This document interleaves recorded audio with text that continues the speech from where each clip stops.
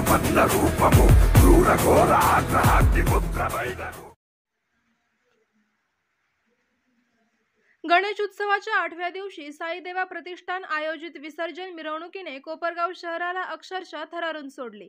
शहरातील रस्त्यांवर उसळलेला तरुणांचा महासागर पाहून कोपरगावकरांचे डोळे दिपले।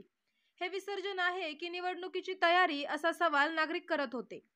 डॉक्टर बाबासाहेब आंबेडकर स्मारकाजवळ मिरवणुकीची सुरुवात झाली, तर समारोप डॉक्टर अण्णाभाऊ साठे स्मारक येथे करण्यात आला। दुतर्फा उभ्या असंख्य युवकांनी गणपती बाप्पा मोरयाच्या गर्जना करत संपूर्ण परिसर दणाणून सोडला। विसर्जन मिरवणुकीच्या प्रारंभी कोपरगाव तालुक्याचे युवा नेते विवेक भैया कोल्हे यांच्या शुभ हस्ते गणेशाची विधिवत आरती करण्यात आली। यावेळी त्यांनी मंडळाचे अध्यक्ष व सर्व युवकांना मनपूर्वक शुभेच्छा दिल्या। कोपरगाव पुण्यनगरीचे माजी नगराध्यक्ष स्वर्गीय बबनराव वाजे हे 18 पगड जाती धर्मांना सोबत घेऊन समाजकारण करणारे व्यक्तिमत्व म्हणून परिचित होते।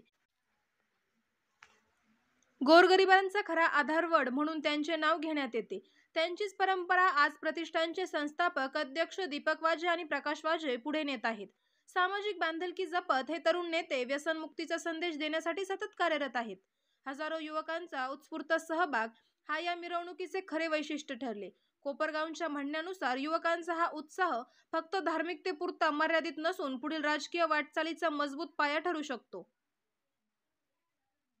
साईदेवा प्रतिष्ठानचे दीपक वाजे व आकाश वाजे हे विवेक भैया कोल्हे यांच्या मार्गदर्शनाखाली सामाजिक उपक्रमांमध्ये नेहमीच अग्रेसर असतात। युवकांमध्ये नवचैतन्य निर्माण करून व्यसनमुक्त समाज घडवण्याचा त्यांचा प्रयत्न कोपरगावच्या सामाजिक जीवनातील एक भुजावह बाब ठरत आहे। रहीम खान पठाण, कोपरगाव सतर्क 24 तास न्यूज वृत्तवाहिनी।